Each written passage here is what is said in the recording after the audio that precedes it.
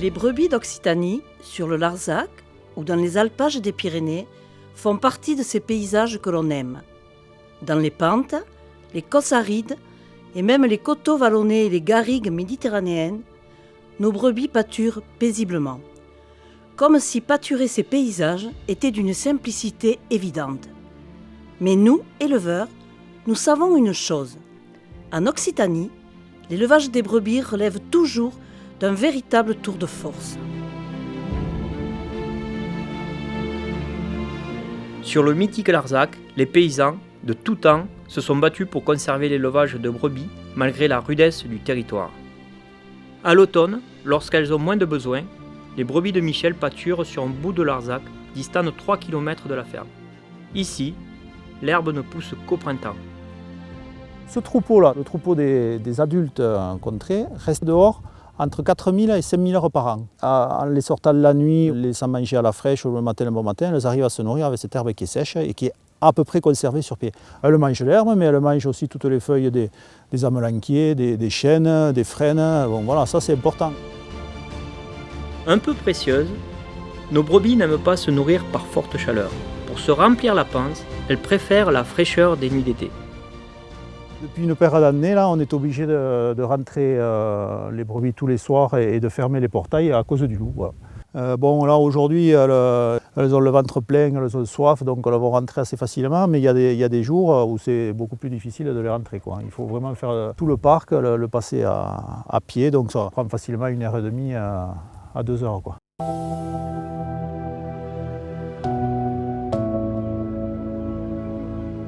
À Fondamante, au pied du Larzac, Lionel a fait le choix de s'installer paysan sur la ferme de sa famille. L'histoire de la ferme, c'est mon grand-père qui a acheté la ferme en 1970, qui a fabriqué la bergerie avec les agneaux à l'engraissement. Oui. Et ensuite, mon père et mon oncle, quand ils se sont installés, ont construit cette bergerie ici, ont mis en place le système de traite et maintenant, il ne tient qu'à moi à maintenir tout ça en état de marche. Installé dans un fond de vallée, avec un troupeau de 560 brebis laitières de race Laconne, Lionel produit 1500 hectolitres de lait de brebis pendant les 6 mois que dure la traite chaque année. Un parcours un peu particulier parce que j'étais parti dans un domaine complètement hors agriculture. J'ai fait un bac comptabilité, un BTS commerce. La nature me manquait trop et le milieu du commerce était trop requin pour moi en fait. Je suis venu voir mon père et mon oncle, je leur ai dit si vous voulez bien m'embaucher, me faire découvrir le métier, peut-être je reviendrai sur la ferme. Alors mes projets pour l'exploitation, déjà ça va être de trouver un associé. C'est en cours, on va dire, avec Hugo, en espérant que ça fonctionne. Et après, quelque chose qui me tient vraiment à cœur, c'est de toujours garder l'autonomie fourragère sur mon exploitation, quoi. Aujourd'hui, on l'a, il faut la conserver absolument. Et si le climat continue de changer comme ça sera de plus en plus dur de conserver l'autonomie. Mais bon, c'est pour ça qu'il faut garder un troupeau adapté à sa structure, quoi. Ne pas vouloir grossir à tout prix pour vouloir faire du lait, quoi. Son lait est collecté par Société des Caves qui le transforme en divers fromages, dont le célèbre fromage de Roquefort AOP. La filière Roquefort, ça reste quand même une belle filière. Là aussi, Roquefort est super importante et il faut qu'on se batte pour la conserver. On a une chance incroyable, c'est que tous les voisins, on s'apprécie et on s'entend super bien. Ce qui est important aussi dans notre métier, c'est d'avoir une qualité de vie. Moi, venir au boulot, je me régale de bosser, il n'y a pas de problème, j'aime ce que je fais et tout, mais il faut que je puisse prendre des week-ends, il faut que je puisse partir en vacances et ça, c'est important. Hein, donc, Le Roquefort est la plus ancienne AOP laitière de France. Sur la base de ce fromage d'exception, une filière avec tout un écosystème s'est développée au fil du temps.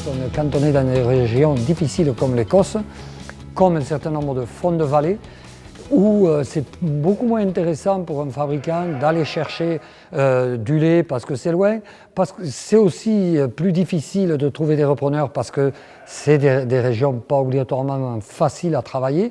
Mais là on a l'AOP qui doit donner une valorisation. On a toujours des producteurs qui arriveront à être plus performants que les autres parce qu'ils sont mieux placés, etc. Mais je crois que dans ces coins, si la solidarité ne joue pas et si on n'est pas sur une efficacité globale, ben malheureusement, des coins entiers risquent d'avoir des difficultés. Et n'oublions pas que les fabricants du lait de brebis pour faire autre chose que des AOP, ils en auront ailleurs si notre lait ici est trop cher. L'AOP nous protège de ce côté-là. À nous de savoir nous en servir. Une AOP, c'est des territoires, des hommes, un produit.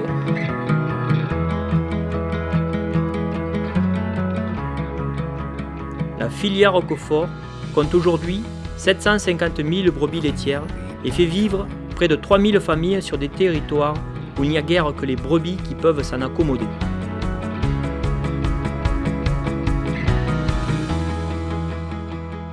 Autre territoire, autre contexte. Dans les Pyrénées-Orientales, les 300 éleveurs de brebis ont su faire preuve de solidarité. Ici aussi, l'organisation collective a été la clé de la réussite pour le maintien de la production d'un agneau local qu'ils ont appelé El Chai. El Chai, ça veut dire l'agneau en catalan.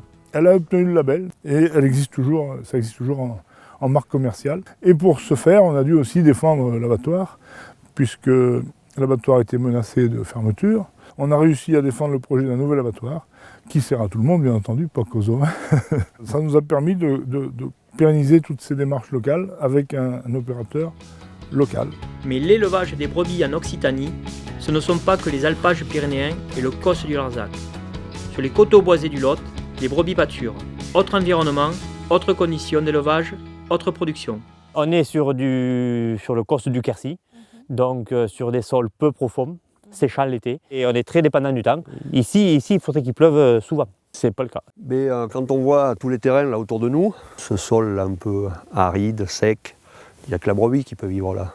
Et les éleveurs avec l'agneau fermier du Quercy ont réussi à tirer un revenu de tous ces parcours, de toutes ces landes, de ces bois. Dans les années 80, la concurrence avec les agneaux des pays de l'Est avait brutalement fait chuter les prix. Ça ne pouvait plus durer et c'était plus soutenable pour l'élevage ovin lotois. Il y a eu des manifestations, il y a eu des blocages à la préfecture, il y a eu des camions d'agneaux déchargés au bord de la route.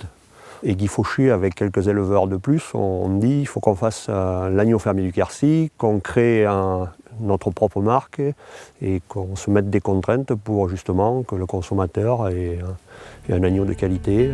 En obtenant le label rouge en 1990, l'agneau fermier du Quercy devient la première viande labellisée d'Occitanie.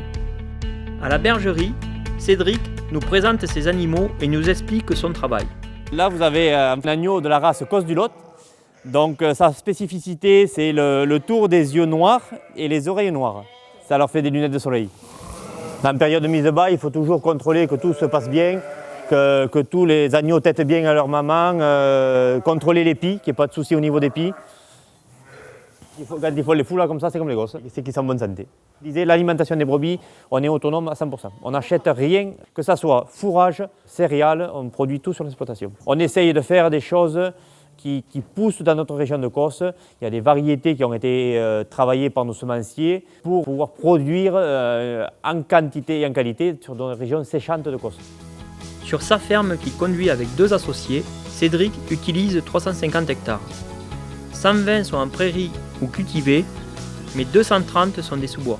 On a l'impression qu'il n'y a rien à manger, mais la brebis, notamment la cossenarde, va chercher le brin d'herbe sous les cailloux, sous les arbres. C'est vrai qu'on a une race de brebis qui est très bonne marcheuse et qui est vraiment adaptée à ce type de paysage qui est boisé ici. Avec les élus locaux, les éleveurs du Lot ont créé des associations foncières pastorales. Les propriétaires mettent leur bois à disposition des éleveurs. Les brebis, en pâturant, nettoient les sous-bois et luttent contre les incendies. C'est donnant-donnant. Les brebis entretiennent la parcelle. Quand ce sous-bois est propre, je veux dire, on diminue fortement le risque d'incendie. Et nous, on a une ressource en herbe qui n'est pas négligeable. Ça représente un quart de notre surface. Si dans le Lot, la jolie cossenarde élève ses agneaux, en Aveyron, c'est la Laconne. Car cette brebis n'est pas qu'une excellente laitière, c'est aussi une brebis qui a été sélectionnée pour ses qualités maternelles. Il y a deux races Laconne. La race Laconne laitière, c'est 800 000 brebis. Plus de 90% de son cheptel se situe dans le rayon de Roquefort. Et puis on a la race Laconne viande. À l'origine, on avait une seule race. Cette différenciation s'est faite dans les années 1960 à 70. La laitière, on l'a sélectionnée dès le début dans le bassin de Roquefort parce qu'il manquait de lait. Puis rapidement, on a fait énormément de progrès sur la quantité de lait. Ça n'a plus été le premier objectif. Il a fallu développer de nouveaux critères qui sont la qualité du lait, la richesse du lait. Puis plus tard, on l'a sélectionné sur d'autres caractères qui sont la résistance aux mammites et puis aussi la conformation de la mamelle pour la facilité de traite de la brebis. La brebis Laconne, traditionnellement, est un animal qui est élevé sur des territoires plutôt pauvres, donc pas très fertiles. C'est probablement la race la plus connue au monde, peut-être la plus performante au monde, parce qu'elle s'adapte un petit peu partout et elle permet de produire des produits de qualité. Dans le vallon de Marcillac, point d'alpage ni de cosse. Ici, les terres sont pentues, peu profondes et compliquées à travailler. C'est dans cet environnement que la famille Bonnefous a choisi de produire l'agneau fermier de l'Aveyron, la Belle Rouge. C'est très pentu, il y a beaucoup de pâturage, à peu près 15% à 20% de la ferme est destinée au pâturage. Il y a un autre 20% que c'est moyennement pentu, on fait une récolte de foin et après c'est pâturage l'été. Et le reste, on arrive à faire de la céréale et un peu d'ensilage d'herbe. La troupe est divisée en 3 lots. On a toujours un lot qui est productif avec l'allaitement des agneaux. Et en contrepartie, on a toujours un lot qui est à l'entretien, en gestation, qui peut aller valoriser ses pentes, aller pâturer, bien nous nettoyer les parcelles. À 3 associés, ils élèvent un troupeau de 850 brebis Laconne viande, car la race est particulièrement bien adaptée à leur environnement. Nous, quand il y a eu la sécheresse là, il y a quelques années, là, on était surpris parce qu'on a vraiment été agréablement surpris. On n'a pas perdu le côté rustique de notre brebis. On n'a donné que de la paille. De paille et du granulé à sécheresse, ouais, mais vraiment, elles sont passées avec les mêmes productivités. Et elles nous ont fait les agneaux pareils. Donc on a dit c'est bon, on a gardé ce côté résistant, ce côté qu'on ne veut pas perdre. On ne veut pas faire des usines à agneaux, on veut faire des brebis qui sont adaptées au sol et qui nous font vivre normalement. Enfin. Yannick et Edith se sont installés en 1997 lorsque les cours de l'agneau étaient au plus bas. Avec une gestion fine du pâturage et des charges, et avec un travail pointu de sélection, ils dégagent aujourd'hui un revenu confortable pour leur famille. Voilà, cette nuit on a eu 2 mises bas. Ça c'est né de la veille, c'est né de hier tout ça. Donc il faut surveiller que tout se lève bien, qu'ils aient pris à téter. Il y a un agneau qui a un peu souffert à la mise bas, bon ça va, il lève la tête. Hein. On y a fait un peu on fait avec l'homéopathie pour les réveiller quand ils ont bu un peu la tasse à la sortie. Voilà, ça va aller. Et le matin quand on arrive, souvent c'est un qui a perdu la mère, il pleure. Il pleure. Ouais, on l'entend qu'il bêle, pas pareil que les autres. Il faut être passionné pour le faire parce qu'on y passe des heures. Hein. Non, c'est quand même un lien avec l'animal qui est bien. La naissance, c'est toujours beau, quoi. Et puis pour une femme, c'est faisable aussi. Parce que quand il y a une vache, c'est tellement gros. Enfin, moi, la brebis, je peux l'attraper, je peux la manipuler. Bon, des fois, elles me font un peu suer, c'est sûr, parce qu'elles sont quand même fortes. Mais en principe, j'arrive à gérer, quoi. Oui, ça, c'est une mamie, c'est la plus vieille du troupeau. Elle reste là parce que c'est un peu nostalgique. Ma fille, elle veut pas qu'on la mette à l'abattoir. Bon, elle n'est pas jolie. On va la montrer, celle-là. Ils têtent 2 fois par jour. Ils ont les mamans juste à côté. Et dans le cadre du label rouge, ils ont de la paille à manger à volonté, qu'on renouvelle matin et soir, du granulé label. Et puis surtout les mamans avec des bons pieds et pleins de lait pour téter matin et soir. Ces agneaux qui sont élevés sous la mer et en bergerie. Ça leur permet d'avoir un goût qui n'est pas fort. Nous on est toujours étonnés quand on fait goûter à nos proches ou à des gens qui ne connaissent pas du tout l'agneau. Non, moi j'aime pas, mais goûtez le nôtre. Et la plupart du temps, à 99% des cas, dire ouais mais il est bon, ben oui mais il est pas fort quoi, il est savoureux. Ça fait quand même assez longtemps maintenant qu'on sélectionne aussi pour la viande. Alors Nous, c'est la brebis lacone gide. Alors si vous regardez les agneaux, ils sont quand même faits pour la viande, ils ont des gigots. Les montre tes gigots. Voilà, le but c'est qu'ils soient quand même conformés et qu'il y ait du rendement. Donc l'objectif c'est quand même que le consommateur à l'arrivée il ait de belles côtelettes. Nous on s'y retrouve parce qu'on est mieux payé. Et puis le boucher aussi il est content parce qu'il a des beaux gigots, quoi. Élevés avec leur mère et nourris de son lait, les agneaux ont une viande plus fine et savoureuse. Sur l'Aubrac, Sébastien Brasse ne s'y trompe pas. Que ce soit le carré, la selle, ce sont des produits un petit peu de prédilection que l'on aime faire partager à nos clients parce que évidemment ça fait partie de la carte d'identité du territoire et puis la qualité de celui-ci fait que les clients sont toujours extrêmement surpris par la qualité de la viande, son côté très, très soyeux, son côté très fin et très subtil. Le pare-feu, le nez est aussi très, très important et on s'aperçoit que grâce à ce mode d'élevage, donc c'est un agneau élevé sous la mer, une bête jeune qui a environ 3 mois, on a vraiment ce parfum très, très subtil à l'opposé d'un agneau fort, indisposant. Au contraire, on a vraiment un parfum et un goût vraiment très très fin. Ça, je tiens particulièrement à le souligner parce que c'est ce qui fait vraiment la qualité et la différence de cet agneau qu'on a plaisir à défendre. Retour sur les contreforts du Larzac. Les 420 brebis de la famille Lager produisent du lait pour le Roquefort AOP. Depuis 2 générations, la famille transforme en parallèle une partie de sa production en fromage fermier. C'est une ferme familiale qui est là depuis 1300 et des brouettes. On est cultivateur, on est éleveur. Mon épouse transforme et fait le commerce. Donc on combine quand même plusieurs métiers dans un, mais c'est ce qui fait tout le charme aussi du métier, quoi. On maîtrise la production jusqu'à la vente, c'est quand même gratifiant et intéressant. Donc là on va briser le caillé et quand il est bien brisé, on réchauffe et on brasse à la main.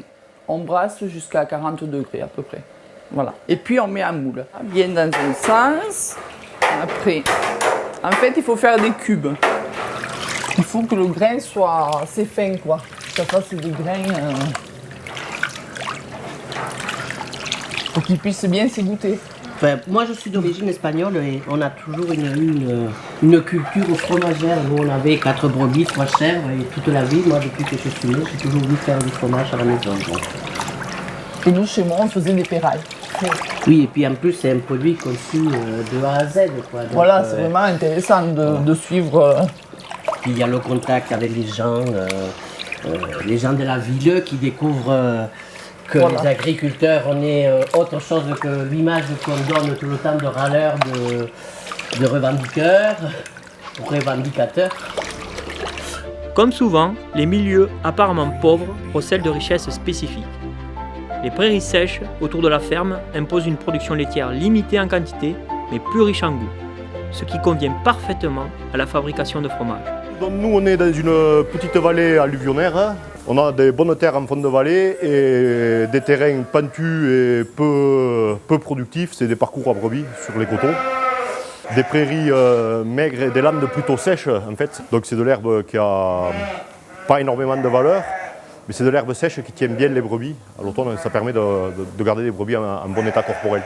Ce qu'elles pâturent là, c'est quand même plutôt maigre, donc elles font moins de lait et plus riches en matières grasses et matières protéiques, du fait qu'elles en font moins. La brebis souffre énormément de la chaleur, et donc soit on les rentre à l'abri du soleil dans les bâtiments, en pleine journée, et après on les sortait de 20h au matin, on allait les récupérer juste avant la traite du matin. Les autres choses qu'on n'ose plus faire, on les laisse plus dehors, on a des problèmes de grand canidés. Du coup on ne prend plus le risque de laisser le troupeau dehors la nuit.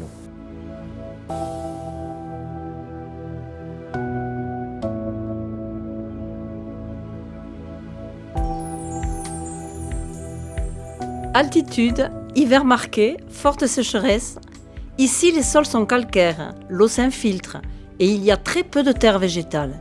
Sur le Larzac, l'INRA s'est installée pour voir s'il était possible de valoriser ces milieux et d'en tirer un revenu pour les éleveurs.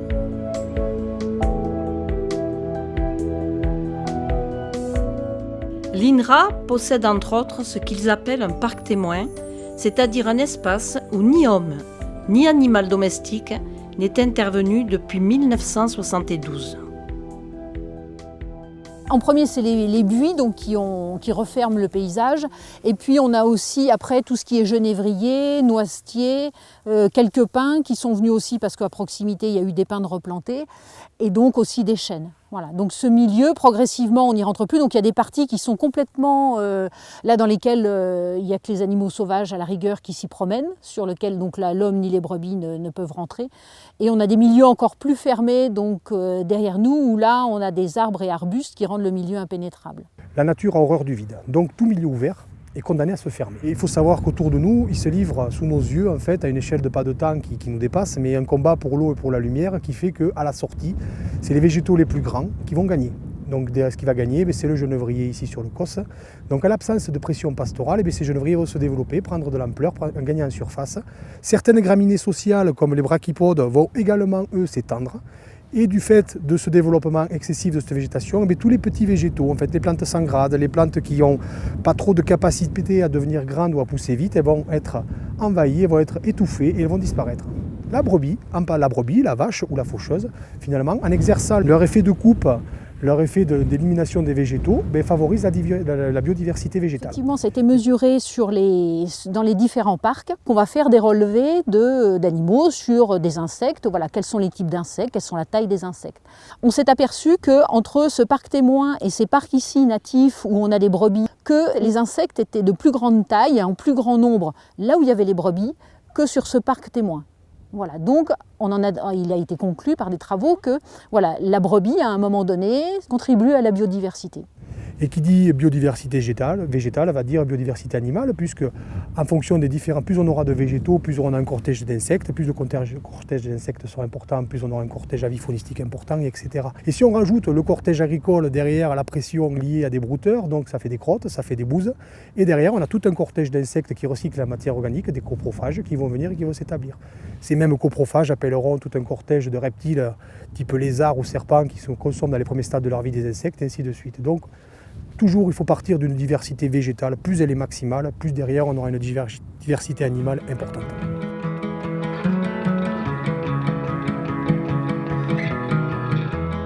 Fromage, viande, les brebis nous offrent des produits de qualité et font vivre nos familles.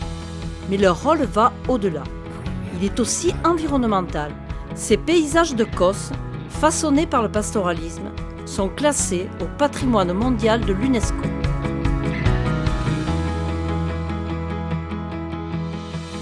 Autre milieu aride, autre conduite d'élevage.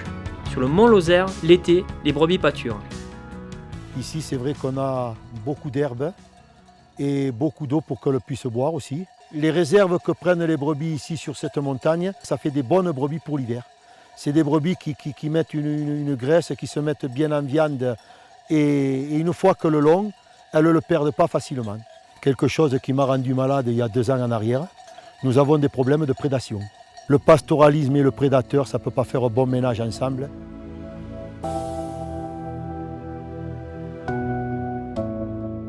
Excepté au moment des mises bas ou des périodes de mauvais temps, les brebis d'Anne-Marie et Bruno passent tout leur temps à l'extérieur.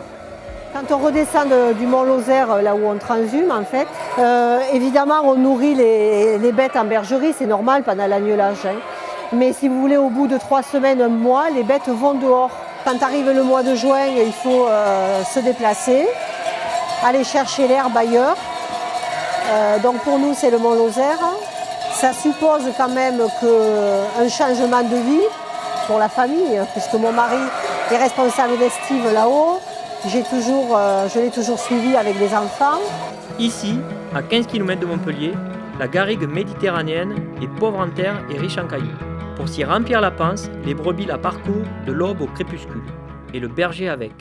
Il y avait un vieux berger qui disait « Quand je garde mon troupeau, tu ne me verras jamais assis. » Ah bon? Ou je suis debout ou allongé. Les brebis, bon, bien sûr, ce sont des cossenardes de garrigue. Donc c'est une race rustique, réputée pour sa marche, pour son endurance. Voilà, donc ce sont des brebis qui s'habituent à des garrigues, les nôtres, système un peu rude, où l'herbe n'est pas toujours présente. Ça, c'est une sorte de pistachier, là, vous voyez, ça là. Et elle mange ces petites feuilles. Et ça fait l'automne, quand on revient de montagne, souvent, ça fait des petits bouquets, des petites graines violettes. D'ailleurs, quand elles le mangent, elles ont le museau tout violet, tout noir.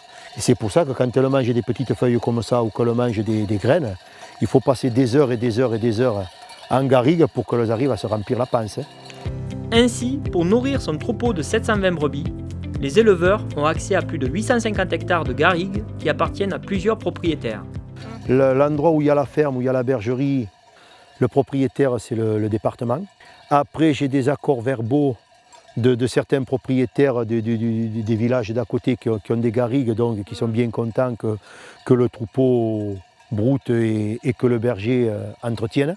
Après, j'ai des terrains communaux. Tout ça, ça a ajouté, ça fait, je vous dis, à peu près 850 hectares. Pour passer avec un troupeau, il faut compter un bon hectare par brebis. On est éleveur, il y a quand même un produit, c'est l'agneau. Et on entretient ces vastes espaces. On a contractualisé au-dessus Muriel et Montpellier. Pendant 5 ans, on s'était engagé à ce qu'au printemps, cet espace soit pâturé, voire surpâturé, même raclé, puisqu'il y a une notion de raclage, pour que s'il y a un incendie dans l'été, il ne passe pas par là et du coup protège le village et que ça puisse faire des économies au niveau de l'État et des interventions de pompiers, etc. Dans les années 80, il y a eu un incendie qui a brûlé je ne sais plus combien de dizaines ou même de centaines d'hectares. Et il se trouve qu'à l'époque, le berger qui avait ici, là où je suis actuellement, avec son troupeau, allait faire paître son troupeau sur cette zone. Et un beau jour, le propriétaire l'a trouvé, lui a dit qu'il ne voulait pas le voir chez lui. 30 ans après, ben, voyez, la broussaille a gagné, le bois est arrivé et maintenant, tout juste si les sangliers peuvent y pénétrer. Voilà la différence entre une garrigue entretenue et une garrigue abandonnée. Vivre avec ces animaux, travailler avec la nature, et si le métier d'éleveur était le plus beau métier du monde. On l'entend tous les jours que nous on se sous-estime, on fait quelque chose, on est dans la garrigue, on est coupé du monde, on est des sauvages, on est des fous d'avoir une vie comme ça. Et il suffit de rencontrer des personnes qui se promènent et tout, on n'a que des compliments. Qu'on a de la chance, qu'on a raison de faire ce qu'on fait, qu'on a le plus beau métier du monde, qu'à partir du moment où on a la chance de faire quelque chose qu'on aime, ça peut toujours être le plus beau métier du monde. Partout en Occitanie, les éleveurs de brebis ont su s'adapter aux environnements pauvres, difficiles et fragiles des cosses et des garrigues, des pentes, des estives et des vallons. Le tout en produisant des viandes et fromages reconnus pour leur qualité. Pour nous, cela relève d'un tour de force quotidien. Un tour de force qui est peut-être issu d'une capacité qu'ont les hommes et les femmes de la Terre à observer, sentir, comprendre leur milieu naturel et à s'y adapter avec humilité.